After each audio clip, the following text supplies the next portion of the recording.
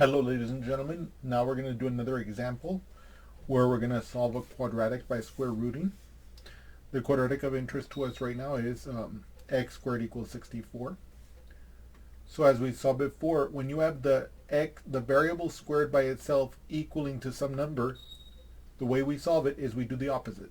What is the opposite of squaring? Square rooting. So we take the square root of x squared, and that's going to equal, and here don't forget, we put our plus and our minus, and then we're going to square root the 64.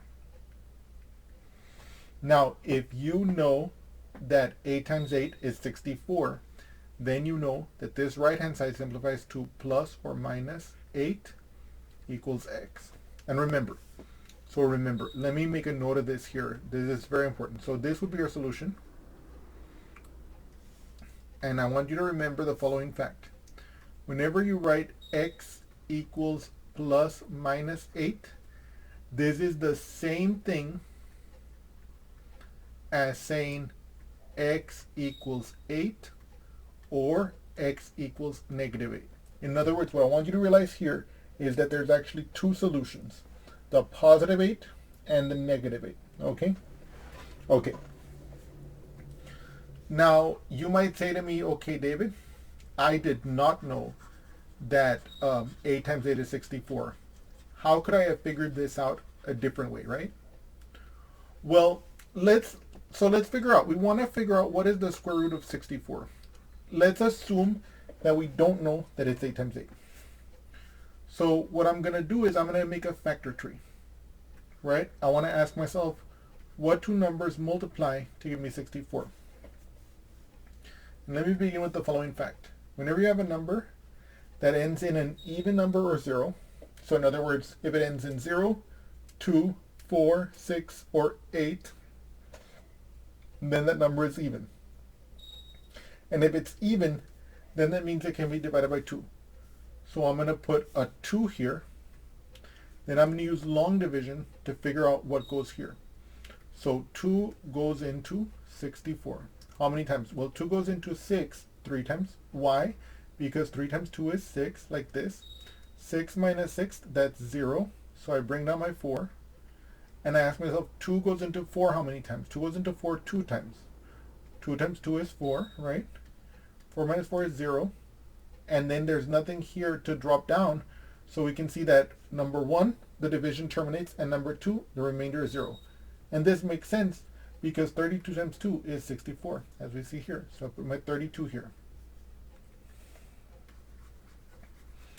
Now let's look at 32 again. This looks interesting, right? It ends in a 2. It ends in an even number. What does that mean? From what I just told you, that shows we can divide by 2 again. So 2 goes into 32. How many times? So 2 goes into 3, 250 million times. No, I'm just kidding. That was a joke. Oh my god. No, but so look, 2 goes into 3 one time, right? 1 times 2 is 2. So then we ask 3 minus 2, that's 1. Then I bring down my 2 like this.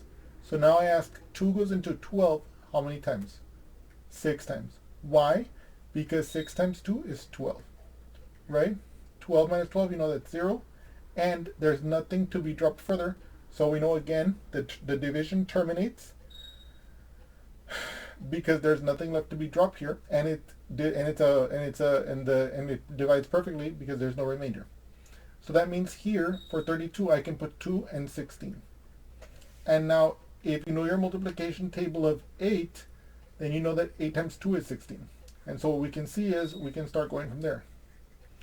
So we know that 16 is 2 times 8, 8 is 2 times 4, and finally 4 is 2 times 2. So what I'm claiming here is that the square root of 64 is the same thing as the square root of 2 times 2 times 2 times 2 times 2 times 2. And if you count that, you'll see that those are 6 2's in total. So let me write that down here.